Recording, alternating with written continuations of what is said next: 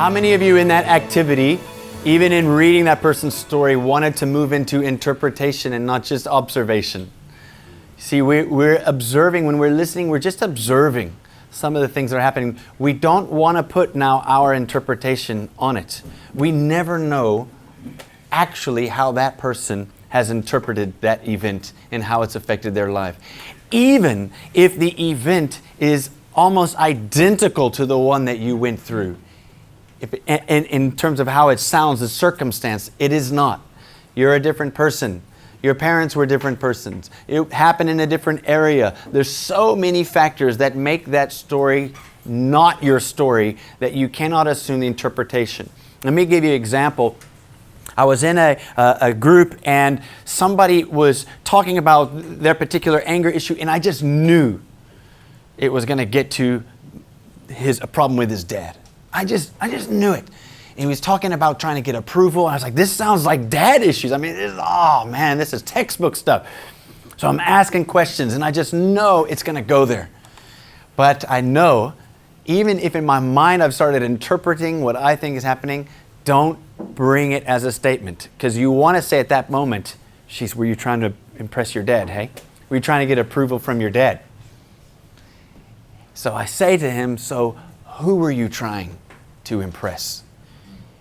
And he waits for a moment, and then he says, my brother.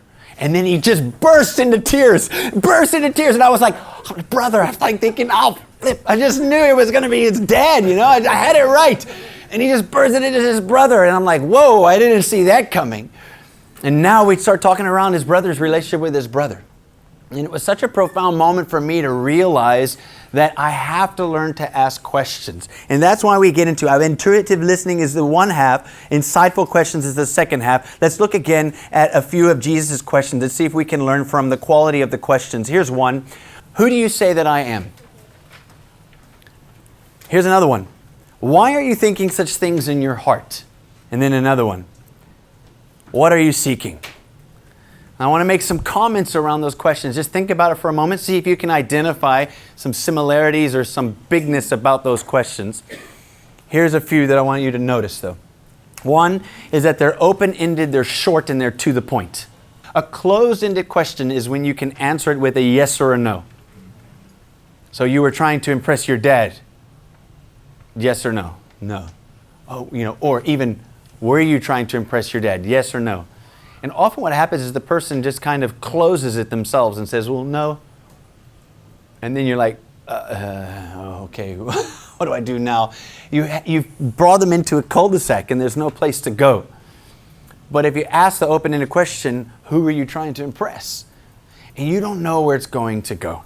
So it's got to be open-ended and it needs to be short. If a question is long and convoluted, it's probably not a good question.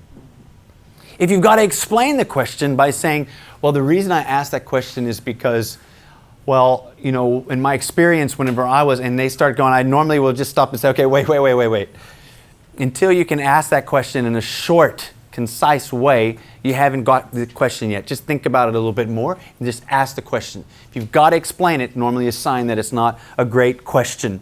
And then it's to the point. You see that in Jesus. Well, who do you say that I am? And then he stops. He doesn't carry on saying, well, I know that some people say I'm this and some people say that I'm that and other people say that I'm this and what do you think I am? Well, you want to choose one of those. They said all of that. He didn't say all of that. They unpacked it and they're discovering. And in that whole process, if you read that scripture again, that whole process, they're saying, well, some say you're John the Baptist and some say you're Elijah. And it's like they're thinking it through. Well, is this what I would say? And is this what I would say? That's why they're bringing those points up. Because they're thinking through, well, I've heard this and this and this, and then, but, and he's asking, who do you say that I am? They're the ones bringing it up. So the next one is that they're personal, they're relevant, and they're big. Personal just meaning in terms of it's personal to that person. And I know that might sound obvious, but some reason it's not always obvious for people. When they come in with a strange question that's not really about them and it's a little bit obscure. So you don't want it to be obscure. You want it to be about the person. You don't want us now start talking about, oh, your grandfather, my granddad also worked in this same store. And was your granddad? Okay, wait, stop. We're making it personal about this person, right? Relevant. It needs to be relevant. And there's a couple of thoughts on relevant here. What happens is we'll start going down a train of thought. So someone might be, for example, talking about their relationship with their dad maybe. And then all of a sudden, out of the blue, someone will say, you mentioned that you were a kleptomaniac. And you're like, whoa. We're talking about this. We're on a train of thought, and now we're talking about that. Were you always stealing? Okay, let's, I don't know how that ties in. And sometimes I just smile and say, you might see a link. We don't see a link there. Let's ask questions that are around the link, around the thread that we're going for now, that link in. So if we start to go, particularly if you see the person is engaging with those questions and is answering, sometimes it's obvious that the person hits a little cul-de-sac themselves. And they're like, geez, I don't know. And the rest of you kind of sense that, look, we might be going down the wrong way. Let's don't push something that's not there. So you just let it go. Say, okay. And then that person, there's a natural, and this is where social skills does help. There's a natural inclination, a natural opportunity to take it someplace else and say, well, you did mention this. Can we talk about that? Explain. Or, and so on. Okay. But it needs to be relevant, particularly to where we're going, and obviously relevant to him or her. And then you want to try and keep it big. And we're going to do a activity just now. I'm going to show you some small questions, and I'm going to get you to think through what's a big question. How do you take something big? So Jesus' example, but who do you say that I am? A small question would have been, some people say that I'm Elijah. What do you think? Open-ended question, but it's a small question. Can you see the difference? What do you think? Because now you're zeroing in on, he can only now answer, okay, is he Elijah or is he not? And it's still a small question because it zeroes you in on one particular person. A big question is, who do you say that I am? Whenever I asked, who were you trying to impress? If I had said, were you trying to impress your mom or maybe or your dad? Or that's a small question. Can you see the point? And then it needs to be purposeful. So a type of question that can lead on to another question, that might open up space to go someplace else. There's so many ways in which you can take a question. If I ever battle with knowing what to say, I'll fall on the simple question, which is why. So I might just say why. So if somebody says, I've tried to impress my brother, why? That is a simple, succinct, one-word question, why? And then just let it go. And then they might say, well, because I've always thought he was better than me. Why? Well, because, I don't know, I've never been impressed with myself. Why? Here's he go, why? And they're figuring it out. They're having to think it through. Big question. So why is one of my favorite questions. In other cultures, in kind of shame cultures, so that we don't have one here in South Africa, so why works. Sometimes in a shame culture, I understand that the question why almost comes across as, why would you ever do that? Why would you ever think that? So obviously, in terms of this video going out to other places, think about the kind of questions in the culture you're in. Some might be better, so you might need to ask more open-ended stuff like, how did you view yourself? And open-ended questions like that instead of just why. But why tends to work well, particularly in our culture. Then my 5 favorite questions. I think of it in terms of a scene where a car is immobilized because there's fog everywhere. I have to have little things that help me remember these things. So the hand is the 5 indicators. This scene will help you remember the 5 questions. If you're stuck, go for one of these. It'll probably unstuck you. Is that a word? Unstuck you. It'll unstick you. I imagine there's fog. The fog to me represents our view. Can't see in a fog. So I will ask a question, how has that affected your view of God or yourself or others? So I normally pick one of those. I don't normally ask it like that. How has it affected your view of God, yourself, or others? I normally try and pick one. The best place to start is often, how's it affected your view of yourself? Because it's easier for people to grab hold of that question. It's not easy. Sometimes it's very hard for them to see it. But it's an easier link to how's that affected your view of God. People don't normally tie those things together. I've had this dramatic experience and now I feel like I can't trust God in anything. They don't make that link. They're just angry at Him and they don't know why. But they haven't made the link yet, right? So in this situation, when you start with yourself, it's often easier. And then how's it affected your view of others might be easier, and then God. But God and yourself are typically the two that people can get a hold of. Yourself is the easiest to start with. That's the fog. How's it affected your view? But now we want to get on to the next question. And after they explain that, you might then go into a question such as, how has it immobilized you? So imagine the car can't move now. How has it kept you from being all that God has for you to be? Because that's what we're going after, isn't it? We want to get them back, fixing their eyes on Jesus, moving forward, getting all this stuff off so that they can accomplish and become who they were meant to be. And that's someone who is with Jesus, like Jesus, and doing what Jesus is doing. How's it affected you? How's it kept you from being able to do that? Those things. How's it immobilized you? The third question is probably the most crucial question to get to, if you can. I feel like if we can get to this question, but the timing of when this question comes in determines whether it becomes powerful and important for that person. If it comes in too soon, you miss it, and it becomes almost an irrelevant question. If you think of a car in fog, immobilized, you want to switch the lights on so that they can see clearly. I think of lights, I think of perspective. And this is the question. What do you think God's perspective is in what you've just explained? What do you think God's perspective is? Don't we want to get them to God's truth? But you see, what happens is if they haven't learned the journey or taken the journey of being vulnerable, if they haven't been able to see patterns or some of the big turning points, and now it's clear and they can start to see now where the devil has kept them from being able to move forward, they don't know where to apply that truth. You end up applying the truth to the habitual sin as opposed to the lie at the root of that sin. Because there's a lie. Because the lie might come, how's it affected your view of yourself? I've always felt like a failure. I am a failure. Now, in that moment of those words sinking into their heart, now you got to know when you say, what's God's perspective? It's going straight to that lie. If, however, you've kept at the sin, or whatever it might be at the top here, how do you think God's perspective is on that?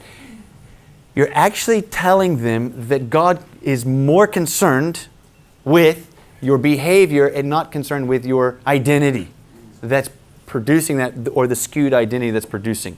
A common one amongst men, for example, is pornography. So they'll mention pornography. And at that point, you can say, well, what's God's view on that?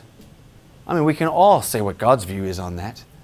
Well, we don't want to know what God thinks about pornography. They already know that. We want to know what God thinks about the person who feels like they need pornography for their identity instead of anything else. Why is that thing an idol in their lives? Because it's based on a fear that's based on a lie. And we want to be able to apply that truth to them.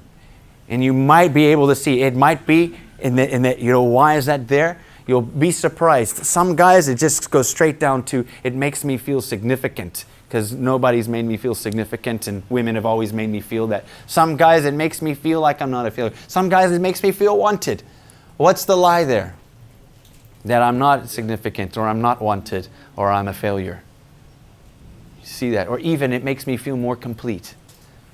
That they're not complete. And now you know this is somebody not walking in their sonship, because we know that Jesus is the one who gives us significance. Jesus is the one who makes us belong more than anybody else. That's where we belong. Jesus is the one who gives us victory, that tells us we're not failures. Jesus is the one who gives us completeness, and He makes us complete and satisfies everything. And when something else is trying to satisfy that as an idol, it means that there's a lie, and it means God's truth needs to be applied to that. Otherwise, we're always staying up here on the surface. And it's like trying to chip away the tip of an iceberg when the real issue is the lie, which goes down below the water, which cannot be moved except for God's truth. But does the truth falls upon an iceberg tip, it does nothing when it hits the base. Now you've got something to work with, and change starts to happen. Drew, could you ask them what are some of the lies that the enemy's been giving you, or the lies that you've been believing? Yeah, the thought is around those questions. How's it affected your view of yourself? That's where the lies will typically come up. Okay. How's it affected your view of yourself? And you're looking for, because you've already identified that everyone's identified already in that room that this is an issue, right?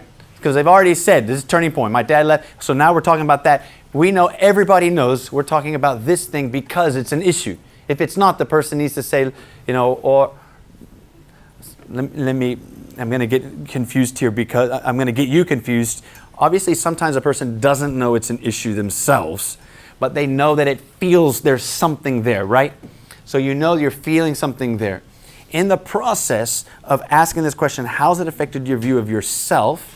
They know that there's something wonky. If they say it hasn't affected my view of myself, then you need to ask the question, well, why are we talking about it then? Well, let's talk about something that has affected the view of yourself, right? If they can't see it. You have to be patient with people because not everybody can see it, right? That's why you're there. The shrapnel's in their back. They can't see it. You're helping to say, look, you got shrapnel there, buddy, right? But if they can't see it. So then at that moment, you're almost expecting for there to be a lie every time. There will be a lie. There's always a lie at the bottom of idolatry and habitual sin. Always a lie. And it's normally one of those five. It's normally I'm unwanted, or I'm useless, or I'm I'm a failure, or I'm incomplete, or God cannot be trusted. It's normally those. You say them again? I'm useless, or if you want to put it, I'm insignificant. I am unwanted. I am a failure. I am incomplete, or God cannot be trusted. Those are normally the things that come out in the language, and they won't come out just like that. But it takes a while for people to see, and then they begin to see that's the link to that habitual sin. And once that link is there, you're saying, what's God's view on that lie? Right? Not just that sin that comes out of that lie, the lie. I know and at first it sounds a little bit complicated, but the beauty of the group is that there's people there that are working together in it. And in the opening up, in the questions, what happens is you find that often this thing starts to come together. And now you're equipping the person to be able to do this at any moment in their lives, with any sin issue, particularly. The next one is, what would you like to see different? I think about the car lights go on God's perspective, and now we're going to look at the direction you want to go. What would you like to see different? I'd like to stop believing I'm a failure. I'd like to start acting as if Jesus in me is enough. I'd like to, whatever it might be. Then the next question is the gear shift. So you're going to put it into gear, you're going to start going. And that question is, what could you do from this moment on to start seeing that change? Let me give you some examples of what people have said. It was in one eye group, and it was hugely profound. The guy got to the point where he had such bitterness and anger towards his dad that he hadn't spoken to him in ages. And he realized that this is the thing, and his animosity or his estrangement from his dad was the thing that was holding him back. What would you like to do? He says, I'm going to go from this place straight to my dad. He got in his car from that I group and drove to his dad. Incredible conversations. His dad didn't respond exactly the way he would have hoped he would. Doesn't always happen. But his response and his action had set him free. That's a beautiful thing. I tell you what, it's worth doing 10 weeks just for that moment. Just that moment. You think, wow. And this guy pushed through in that action point. So those are the 5 questions that I kind of help go through if I'm lost for questions. Often, though, that you find the dynamic is such where people are asking different questions and it doesn't all fit together in that kind of succinct way. But more or less, people are moving towards that way in their own time, in their own questions, in their own dynamic of the group.